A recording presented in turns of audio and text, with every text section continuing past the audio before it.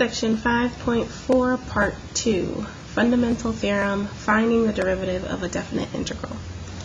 So, if f is continuous on the interval a to b, then the derivative of the integral from a to x of f of t dt is f of x. So basically what this is saying is that the derivative and the integral are inverse operations of each other. Okay, so the derivative, taking the derivative, undoes the integral. Okay, and vice versa. So integrating a derivative undoes that derivative. Taking the derivative of an integral undoes that integral. So if we look at this, for number 1, we have the integral from -2 to x of 2t plus 3t squared dt. And we want to find dy dx. So we basically want to find the derivative of this integral. So if you look, this integral is in terms of t, and we want our derivative in terms of x. So what we're going to do, we know that taking the derivative of an integral cancels it out because they undo each other. So we are actually going to rewrite this function, but now in terms of x. So we have 2x plus 3x squared. Okay? And since it's the derivative in terms of x, we also want to find what the derivative of x is. So the derivative of x in this case is 1. So that means that taking the derivative of this integral from -2 to x is just 2x plus 3x squared. Okay. Moving on to the next one, we want the derivative of the integral from -pi to x of cosine t dt. So again, derivative integral will cancel each other out, and we want this in terms of x. So this is going to be equal to cosine of x times whatever the derivative of x is, which is 1. So just cosine of x. And further down, right, the derivative of the integral from pi over 3 to x of tan t dt. So again, the derivative and the integral will cancel each other out. We want this in terms of x, so we have tan x. And the derivative of x is 1, so we just have tan x. And then finally, we want the derivative, right, dy dx of the integral from 0 to x of 1 over 1 plus t squared dt. So the derivative will cancel out the integral, and we want this in terms of x. So we'll have 1 over 1 plus x squared, and the derivative of x is 1. So we have 1 over 1 plus x squared.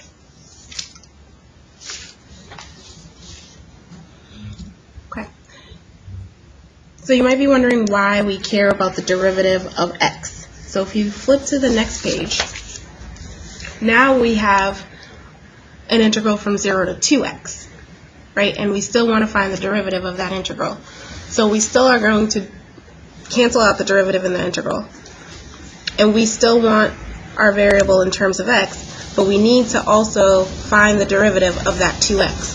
So we'll have sine of x, and then the derivative of 2x is 2. So we'll have sine 2x. Sorry about that. Yeah, so it's sine 2x because we're looking at from 0 to 2x, right? And the derivative of 2x is 2. So we have 2 sine 2x. So it's really important that we're also taking the derivative of whatever that variable is that we're looking for. So we have the integral from 1 to x cubed of 1 over 1 plus t squared dt, and we want the derivative of that in terms of x. So we have 1 over 1 plus x cubed squared, and the derivative of x cubed is 3x squared, So we have 1 over 1 plus x to the 6th times 3x squared, which you can rewrite as 3x squared over 1 plus x to the 6th.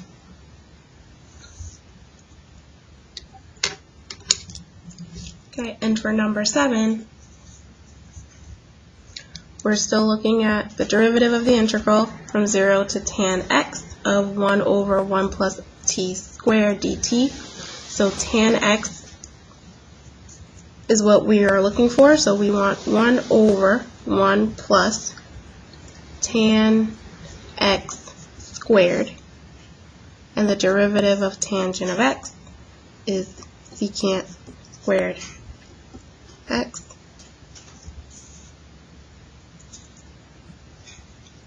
So we have secant squared x over 1 plus tan squared x. So we can simplify this. 1 plus tan squared x is actually secant squared x. So we have secant squared x over secant squared x, which is equal to 1.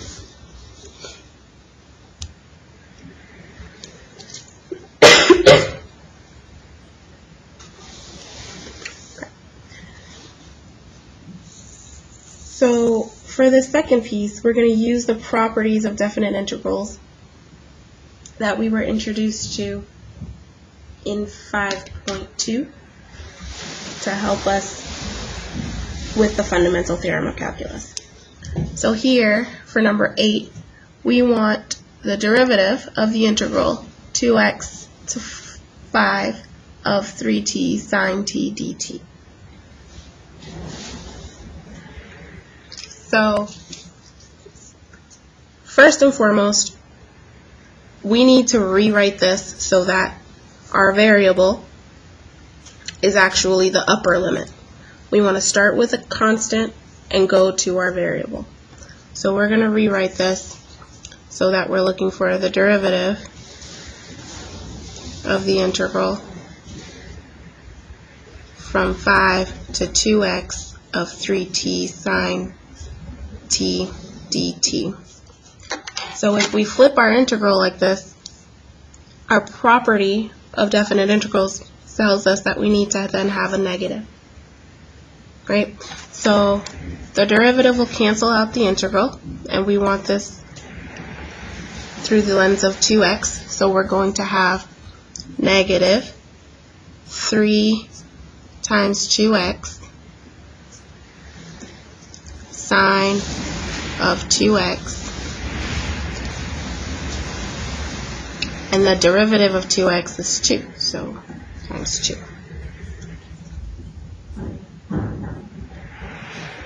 So we'll have 3 times 2 times 2. 3 times 2 is 6, times 2 is 12. So we'll have negative 12x sine 2x.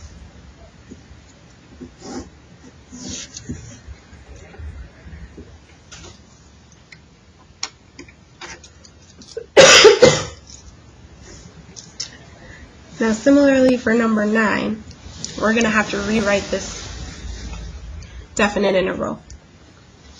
So we want the derivative of the integral from 3x to x squared of 1 over 2 plus et dt.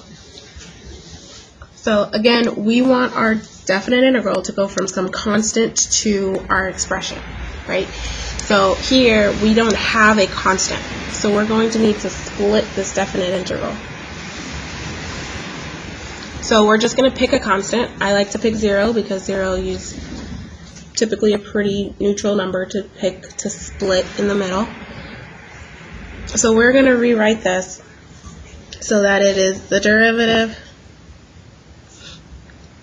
from of the integral from 3x to 0 of 1 over 2 plus e to the t dt plus the derivative from 0 to x squared of 1 over 2 plus e to the t dt.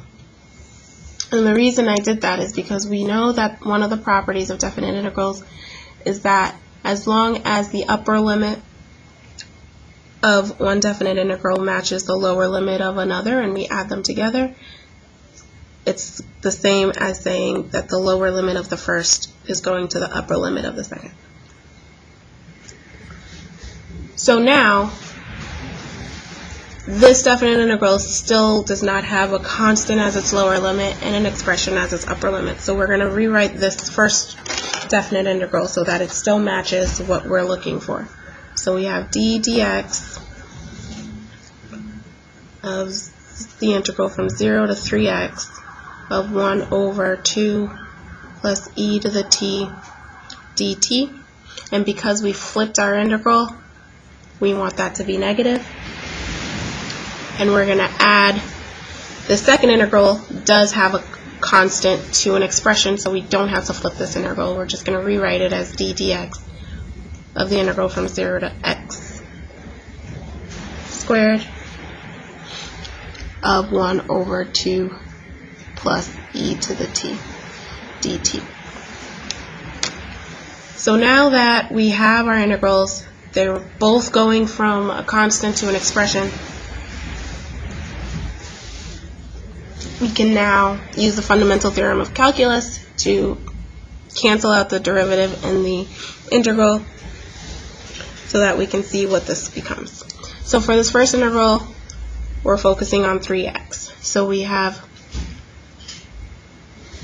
negative 1 over 2 plus e to the 3x, and the derivative of 3x is 3, plus, and for the second one we're looking at x squared, so we have 1 over 2 plus e to the x squared, and the derivative of x squared is 2x.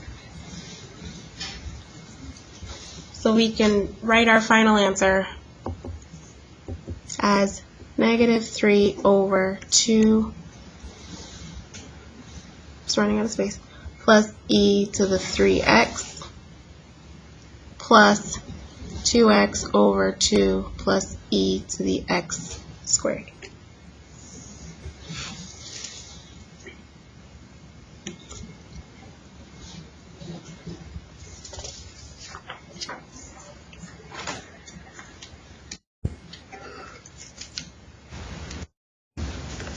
Alright, so for our last page, we're going to analyze these antiderivatives graphically. So the graph of a continuous function f with a domain of 0 to 8 is shown below. If we let h of x equal the integral from 1 to x of f of t dt, this means that f is equal to h prime of x.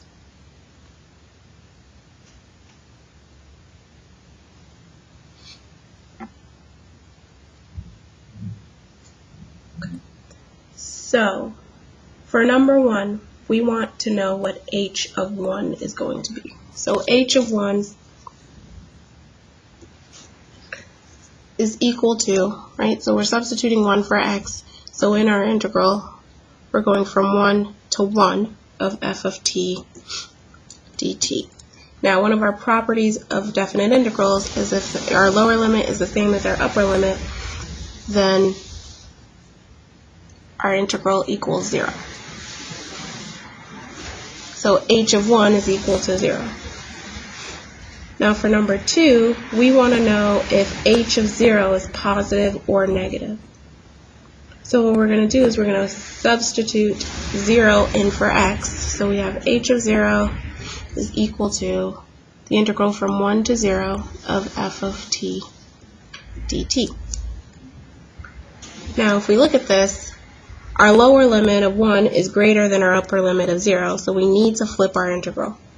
So this is going to be equal to our integral from 0 to 1 of f of t dt. And since we flipped our integral, we need to make this negative. So we have a whole graph, and it gives us the different areas. So if we're looking for our lower limit to be 0 and our upper limit to be 1, we're looking at this little space here. And we know the area of that is 5. So that means that we're looking at negative 5 as our area. So h of 0 is going to be negative.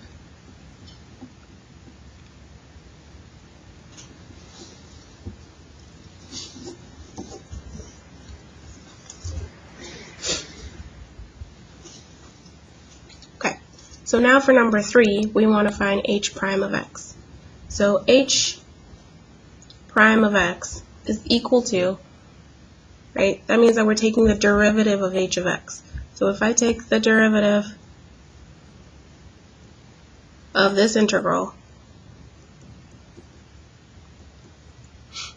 right, that means that I'm looking at in terms of x. So the derivative and the integral will cancel each other out, and we're going to be left with f of x, and the derivative of x is 1. So we're just left with f of x. So the derivative of h is f of x.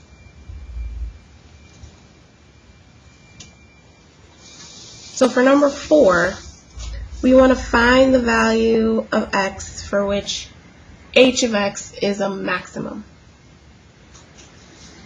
Okay, so in order to do this, we have to think back to the first derivative test, right? We need to find the first derivative of h of x and find its 0 so that we can determine whether or not we have a max or a min. So in order to do that, we have to look back at our graph, right? Because the first derivative of h of x is equal to f of x, which is what we have a graph of. So if I were to make my number line here, I have 0, I have 8, and I'm looking for when does f of x equal 0. So if we look at our graph, f of x equals 0 here, here, and there. So we have 1, 4, and then we already have 8 on the end.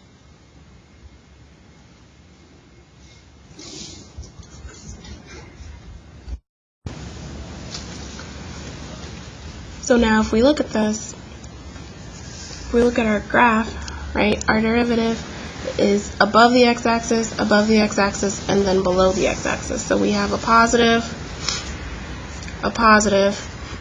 and a negative. Now a maximum happens when our first derivative changes from being positive to being negative, and that only happens at x equals 4. So at x equals 4, h of x is a maximum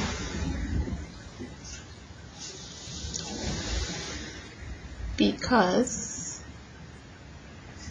h prime of x changes from positive to negative.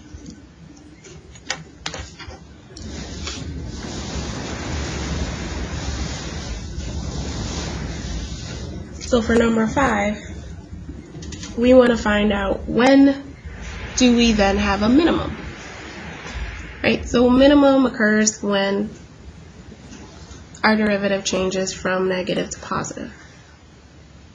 That never happens here. However, at the endpoints, right, at 0, our graph, if I sketch this, at 0, our graph started from somewhere and then started to increase. So just from that knowledge, we know that this point at 0 is a minimum. Right? It had to start somewhere low to then increase. Also, at 8, our graph is decreasing. Right? So we started somewhere, went up, and now we're decreasing and going down. So that means that at the endpoints,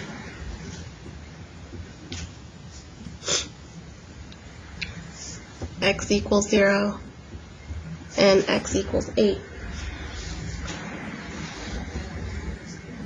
the graph of h of x has minimums.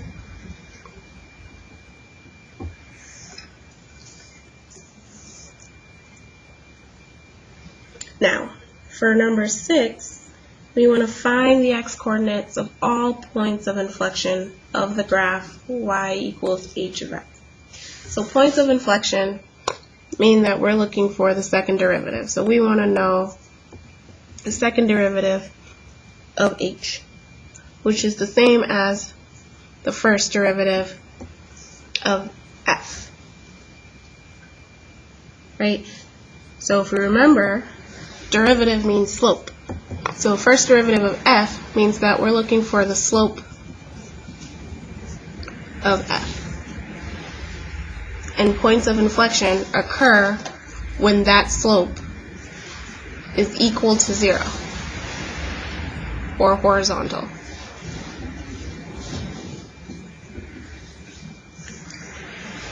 So if we look at our graph, this is our graph of f. We're looking for when do the slopes of f look like they most resemble a horizontal line. That occurs around here, and around here. So if we were to estimate, we'd say approximately 1, approximately 3 or so, and approximately 6.5. Right, so points of inflection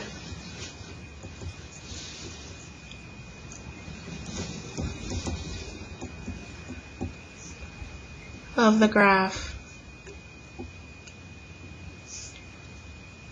of y equals h of x occur at